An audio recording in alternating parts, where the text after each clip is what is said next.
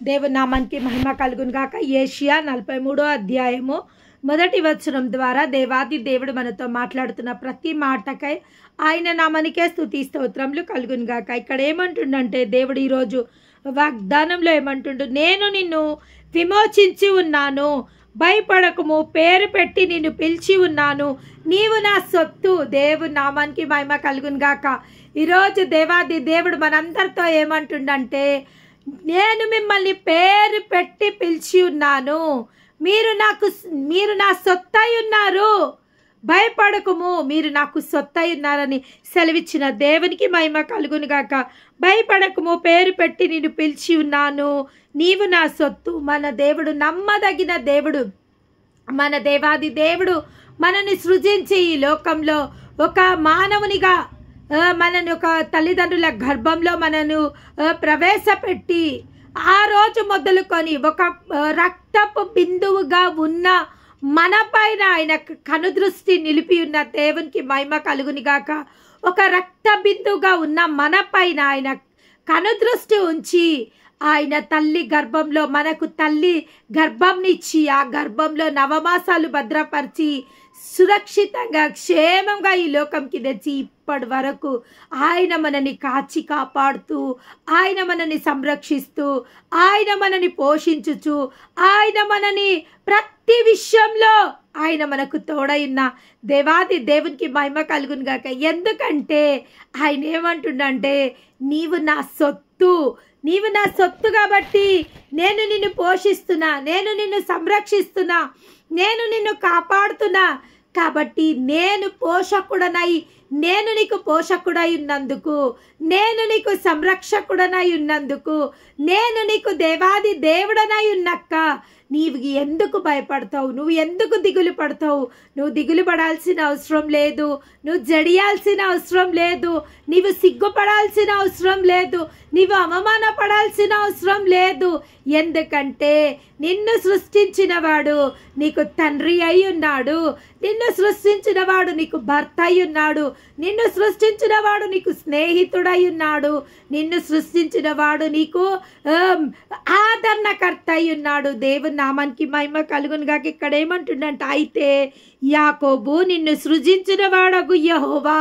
ఎవరంట? మనని సృజించిన దేవాది దేవుడు మనతో మాట్లాడుతుండంట. నిన్ను సృజించిన వాడను నేనే.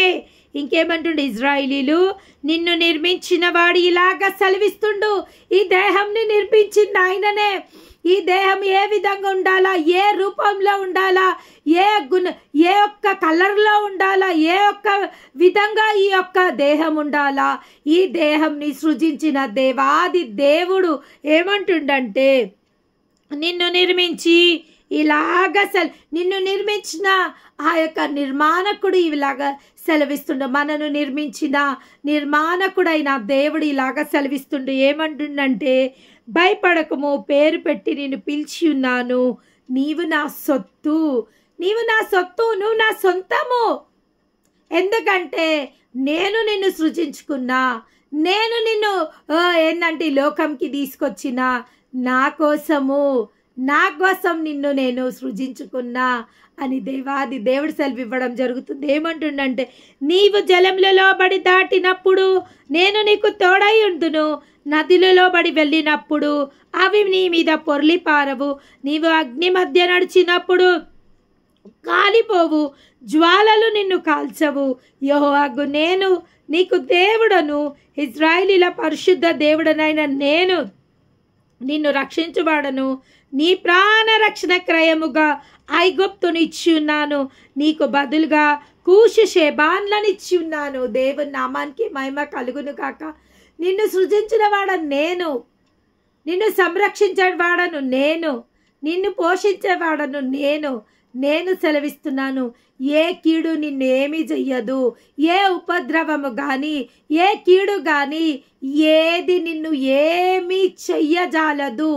ఎందుకంటే నా అరిచేతులలో నిన్ను చెక్కుకొని ఉన్నాను, నా కుడి చేతిలో నిన్ను పట్టుకొని ఉన్నాను. పొత్తిళ్లలో తన బిడ్డ తన తల్లి అయినా మర్చునేమో కానీ నేను నిన్ను మరవను, ఎడబాయనని సెలవిస్తున్న దేవుడు ఈరోజు మనతో మాట్లాడుతుండు. ఏమంటుండంటే నీ తలలో తల వెంట్రుకలన్నీ లెక్కింపబడి ఉన్నాయి, నా చిత్తం లేంది నీ తలలో ఒక తెల్ల వెంట్రుకనైనను నేల రాలదు. అంటే దేవుని చిత్తం లేంది మన జీవితంలో ఏది జరగది. అవును, కొన్ని మార్లు దేవుని చిత్తంగా విరుద్ధంగా మన జీవితాలలో జరుగుతున్నట్టు మనకు అనిపిస్తుంటది. ఒక కీడొచ్చినా, ఒక రోగం వచ్చినా, ఒక విపత్తు వచ్చినా, ఒక కరువు, ఒక నాశనం వచ్చినా, ఒక లాస్ గుండా మనం వెళ్తున్నా, అప్పుడు మనం అనుకుంటాము లేదు దేవుడైతే మనకు మేలే చేస్తాన్నాడు కదా, మరి ఈ కీడు మన జీవితంలో ఎందుకు వచ్చింది? ఈ కీడు గుండా మేము ఎందుకు ప్రయాణం చేయాల్సి వస్తుంది? ఈ కీడు మమ్మల్ని ముంచేయడానికి వచ్చేసిందా? మమ్మల్ని నాశనం చేయడానికి వచ్చిందా? లేదా మమ్మల్ని పలద్రోలడానికి వచ్చిందా అని నానా రకాలుగా మనం ఆలోచించుకుంటాము. కానీ దేవుడు ఏమంటుండంటే devil has a plan and the god has a plan. మన పట్లనంట దుష్టునికి ఒక తలంపు ఉందంట, దేవునికి ఒక తలంపు ఉంది. దుష్టుడు ఏమనుకుంటాడంటే నేను ఈ మనిషిని నేను ఏం చేస్తా అంటే ఈ మనిషిలోకి ప్రవేశించి ఈ మనిషిని ఏం చేస్తానంటే నాశనం చేస్తా, నేను హత్య చేస్తా, దోచుకుంటా, నేను ఈ మనిషిని దోచుకుంటా, నేను ఈ మనిషిని హత్య చేస్తా, నేను ఈ మనిషిని నాశనం చేస్తా అని ఒక మనిషిలోకి దుష్టుడు ప్రవేశిస్తాడు. అదే మనిషిలోకి దేవుడు ప్రవేశించి దేవుడు ఏమంటుండంటే నేను మీకు జీవం ఇవ్వడానికి వచ్చిన. ఎటువంటి జీవం అంట? సమృద్ధి గల జీవము. నా జీవంలో నేను ఎవరికైతే జీవాన్ని అనుగ్రహిస్తానో అది సమృద్ధి గల జీవాన్ని నేను అనుగ్రహించడానికి వచ్చిన. అప్పుడు కొన్ని మార్లు దేవాది దేవుడు దుష్టునికి మనని అప్పజెప్పడం జరుగుతుంది. కానీ దుష్టునికి మన పైన ఎటువంటి అధికారం లేదు. మన పైన సర్వాధికారాలు మన తండ్రి దేవునికే. We are the heirs of the almighty God. మనము ఆయన పిల్లలమైతే పిల్లలు ఏమవుతారంటే అన్నిటికీ వారసులు. మనం ఆయన పిల్లలుగా మనల్ని సృజించుకుంటూ ఇంకా తర్వాత ఆయన మనను వారసులుగా ఆయన చేసుకుంటూ. వారసులు దేనికి వారసులు? కొన్నిటికైనా వారసులు లేదు, వారసుడు అన్నిటికీ వారసుడు. కాబట్టి మనము ప్రతి ఒక్క ఈవికి దేవాది దేవుడు ఈ లోకంలో సృష్టించిన ప్రతి సృష్టికి మనము వారసులమై ఉన్నాం. సమృద్ధికి మనం వారసులమై ఉన్నాం, ఆరోగ్యానికి మనం వారసులై ఉన్నాము, నేమ్ అండ్ ఫ్రేమ్కి మనం వారసులై ఉన్నాము, ఘనతకు మనం వారసులై ఉన్నాము. అదే విధంగా సక్సెస్కి మనం వారసులై ఉన్నాం. ఎందుకంటే hour God is a successful God, hour God is a honour God. ఆ దేవునికి ఏమున్నాయో దానికి అన్నిటికీ మనం వారసులమై ఉన్నాం. ఆయన మంచితనంకి కూడా మనము వారసులమై ఉన్నాము, ఆయన శౌర్యానికి మనం వారసులై ఉన్నాము, ఆయన గుణగణాలకు కూడా మనం వారసులమై ఉన్నాం, ఆయన సమృద్ధికి మనం వారసులై ఉన్నాము, ఆయన నిత్య జీవానికి మనం వారసులమై ఉన్నాము, ఆయన సమస్తానికి మనము వారసులమై ఉన్నాము. ఏమంటుంది ఇక్కడ ఆయన? నీవు నా సొత్తు. You are not an ordinary being. నువ్వు ఒక సామాన్యమైన మనిషివి కావు, నువ్వు నా సొత్తైన నా ప్రజవు, నువ్వు నా బిడ్డవు, నువ్వు నా సొత్తు. కాబట్టి ఏది నాకున్నదో అదంతా నీకే. కానీ దుష్టుడు ఏం చెప్తాడు? దేవుడు ఏం చేస్తుండో? నీకు దేవుడే ఉంటే నీ జీవితంలో ఈ విధంగా జరుగుతుందా? దేవుడే ఉంటే నీ భర్త ఈ విధంగా శోధిస్తాడా? దేవుడే ఉంటే నీ పిల్లలు ఇట్లా ఇబ్బందులు పాలు చేస్తారా? లేదా దేవుడే ఉంటే నువ్వు ఈ అవమానాల గుండా దేవుడు నిన్ను వెళ్ళనిస్తాడా? దేవుడే ఉంటే ఈ యొక్క నష్టం నీకు వస్తుందా? దేవుడే ఉంటే ఈ కష్టం గుండా నువ్వు వెళ్ళవలసి వస్తుందా అని అపవాది ప్రతిసారి మనని ఏం చేస్తుంటాడంటే దేవుడి నుంచి మనని డ్రాగ్ చేయాలని చూస్తుంటాడు. అంటే దేవుడి నుంచి మనని దూరపరచాలని చూస్తుంటాడు, దేవుడి నుంచి మనని వైదొలిగిపియాలని చూస్తుంటాడు. కానీ మనము ఏం చేయాలంటే ఎప్పుడైతే మనము జ్ఞానముతో వివేచనతో, అందుకే మన మాటలు కానీ మన ప్రార్థన కానీ మన ప్రవర్తన కానీ వాక్యానుసారంగా వాక్యాన్ని బేస్ చేసుకుంటే, వాక్యం ఇది సత్యవాక్యం, ఇది దీంట్లో ఈ పరిశుద్ధ గ్రంథంలో అనేక మర్మాలు ఉన్నాయి. ఆ యొక్క మర్మాలు ఏమంటుండంటే, నీ వాక్యము నా పాదములకు దీపము, నా త్రోవలకు వెలుగై ఉన్నది. ఎప్పుడైతే ఈ వాక్యాన్ని మనం ఆధారం చేసుకుంటామో, ఈ వాక్యపు వెలుగులో మనం నడవడానికి మనం ప్రయత్నం చేస్తామో, ఈ వాక్యం మనకి ఏమయ్యిందంట, ఈ వాక్యము మన పాదములకు దీపమయ్యిందంట, మన త్రోవలకు వెలుగై ఉన్న వాక్యమును ఎప్పుడైతే వాక్యానుసారంగా మనం జీవిస్తామో, దేవుని నోటి నుంచి వచ్చే ఏ ఒక్క మాట నిరర్ధకం కానేరదు. ఆయన సత్యవంతుడైన దేవుడు, వాగ్దానం చేసిన దేవుడు, నమ్మదగిన దేవుడు, మనని ఈ లోకానికి పిలిచిన దేవుడు, నమ్మదగిన దేవుడు, మనకు శ్రేష్టమైన ఈవులు ఇవ్వడానికి, శ్రేష్టమైన దీవెనలు మనకి ఇవ్వడానికి, శ్రేష్టమైన మంచి పేరును ఖ్యాతిని మనకి ఇవ్వడానికి ఆ దేవాది దేవుడు మనని పిలుచుకుండు. కానీ కొన్ని ఇబ్బందులు వచ్చినప్పుడు, కొన్ని ఇరుకుల గుండా మనం వెళ్ళినప్పుడు దుష్టుడు అంటాడు, ఇంకా నీ పని అయిపోయింది, దేవుడు దేవుడు దేవుడు అంటున్నావు, ఏం చేస్తుండు నీ దేవుడు, ఏడి నీ దేవుడు ఏమాయను అని అన్య జనులు కూడా, దేవుని ఎరగని ప్రజలు కూడా మనని నిలదీయడం జరుగుతుంది. దేవుని ఎరగని ప్రజలు కూడా మన పైన వేలు చూపెట్టడం జరుగుతుంది, వేలు పెట్టి మనని ప్రశ్నించడం జరుగుతుంది. యోబు జీవితంలో అదే జరిగింది. యోబు ఎంతో దేవుని యందు భయభక్తులు కలిగిన వ్యక్తి, ఎంతో శ్రీమంతుడు, భయభక్తులు కలిగిన వ్యక్తి.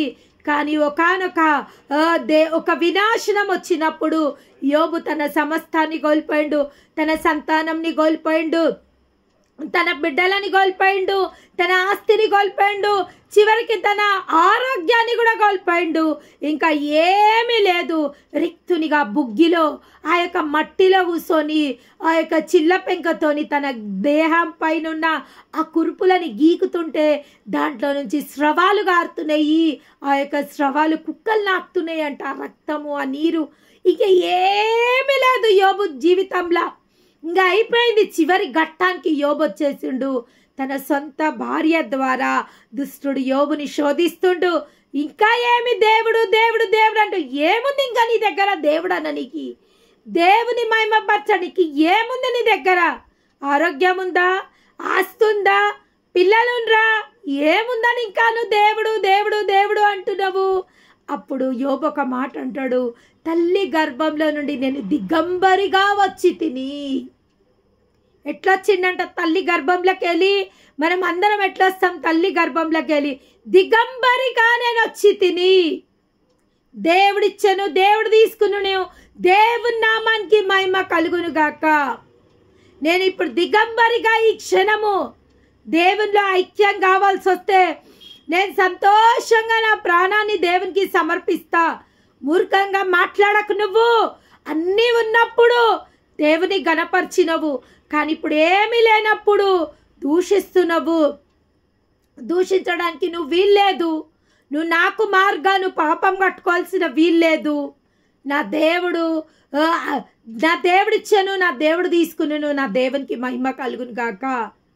తీసుకున్నందుకు కూడా మహిమ చెల్లిస్తుండు యోబు. కానీ దేవుడు తీసుకునే దేవుడు కాదమ్మా, ఇచ్చే దేవుడే. నా దేవునికి ఇచ్చే గుణమే ఉంది కానీ తీసుకునే గుణం లేదు. దావీదు అంటుండు, ప్రభువా మరి నేను తప్పు చేసినా నీ పరిశుద్ధాత్మను నా నుంచి తీసేస్తావా? నువ్వు ఏమన్నా చేయి, కానీ నీ పరిశుద్ధాత్మను నా నుంచి తీసివేయకు. దేవుడు ఒక్కసారి మనకు తన పౌరసత్వంని, తన వారసత్వంని, తన రక్తంని, తన పేరుని ఎప్పుడైతే మనకిచ్చిండో, మనం ఏమి చేసినా అవి మన నుంచి పోవు. ఎప్పటి వరకు? మన చివరి శ్వాస వరకు. ఈ యొక్క శ్వాస ఇచ్చిన దేవుడి దగ్గరికి వెళ్ళిపోతుంది. అప్పుడు మనలో ఉన్న ఆత్మ మనకిచ్చిన ఆ దేవుని దగ్గరికి వెళ్ళిపోతుంది. ఈ మన్ను దేహము మన్ను పాలైపోతుంది. ఆత్మ ఆ ఆత్మనిచ్చిన దేవుని దగ్గరికి వెళ్ళిపోతుంది. ఈ యొక్క ప్రాణంనిచ్చిన దేవుడి దగ్గరికి వెళ్ళిపోవడం జరుగుతుంది. యోబు అంటుండు, అన్నీ ఉన్నప్పుడు దేవుని స్తుతించినాము మనము, కానీ దేవుడిచ్చాను, దేవుడు తీసుకొని, దేవుడు ఇచ్చే దేవుడే కానీ తీసుకునే దేవుడు కాదు. ఓన్లీ దేవుడు ఏం చేస్తాడంటే దుష్టునికి పర్మిషన్ ఇస్తాడంతే. ఎప్పటి వరకు ఆ పర్మిషన్ ఎట్లుంటుంది? ఆ దుష్టునికి ఇచ్చే పర్మిషన్ కూడా షరతులతో కూడిన పర్మిషన్. యోబు జీవితంలో అదే అన్నాడు. దేవుడు ఏమన్నాడు? నువ్వు ఎంతనన్నా యోబుని శోధించు, కానీ ప్రాణం మాత్రం ముట్టొద్దు. ప్రాణం నా సొత్తు, ఆ ప్రాణం నా కోసం వదిలిపెట్టాయి. దుష్టుడు అనుకుంటుండ, అబ్బా దేవుడు నాకు జిక్కిండి, ఇంకేంలే, మొత్తం ఆడుకునేస్తాయి కానీ నేను యోబుతో. యోబు నోరుతో నీ దేవుని శపించి పిచ్చి యోబు ప్రాణాలు యోబే తీసుకునేటట్టు చేసేస్తా నేను. యోబే నా కొద్ది ప్రాణం అని సుసైడ్ చేసుకునేటట్టు చేసేస్తా నేను. అంతగా యోబుని నేను శోధిస్తా అనేసి దుష్టుడు ఎంతో సంతోషపడ్డాడు. కానీ ఏం జరిగింది? ఆ యొక్క ప్రాణంని దేవుడు ఎట్లా మార్చిండంటే, ఏదైతే ఆయన కోల్పోయిండో అదంతా రెండంతలుగా ఆయన పొందుకునేలాగా చేయడం జరిగింది. ఆ యొక్క యోబు ఏవైతే కోల్పోయిండో గొడ్లు, గొర్రెలు, పిల్లలని, ఆయన దేహం అంతా దేవుడు దర్శించినప్పుడు ఆ దేహం పైన నా కుష్టమంతా పోయి పసిపిల్లవాని దేహం వలె యోబు దేహం అయిందంట. ఇంకా 4 తరాలు చూసిండంట యోబు. ఆయనకు మళ్ళీ ఆయన కోల్పోయిన 10 మంది పిల్లలని ఆయన మళ్ళీ ఆ యొక్క వృద్ధాప్యంలో ఆయన దేహము యవ్వన దేహంగా అయిపోయింది. మళ్ళీ ఆయన 10 మంది పిల్లలని కానీ ఆ పిల్లల తరం వరకు ఆయన జీవించగలిగిండంట. దేవుని నామానికి మహిమ కలుగునుగా. ఒకవేళ శోధన రాకముందు చచ్చిపోతే యోబు మా అంటే ఇంకొక తరం చూసి, ఒక 2 తరాలు చూసి చచ్చిపోతుండనేమో, ఒక తరం చూసి చచ్చిపోతుండనేమో. కానీ దేవుడు ఎప్పుడైతే ఆ యొక్క దుష్టునికి ఇంకా ఏమంటారంటే చెక్ పెట్టాల్సి వచ్చిందో, రెండంతలు గల దీవెనని ఇచ్చేసిండు యోబుకి. ఈరోజు ఎవరెవరైతే శ్రమల గుండా, వేదనల గుండా, బాధల గుండా, రోగాల గుండా దేవుడే ఉంటే మాకు ఈ యొక్క బాధ మాకెందుకు కలుగుతుంది? దేవుడే ఉంటే ఈ యొక్క అప్పు బాధల నుంచి మేము ఎందుకు విడుదల పొందుకోలేకపోతున్నాం?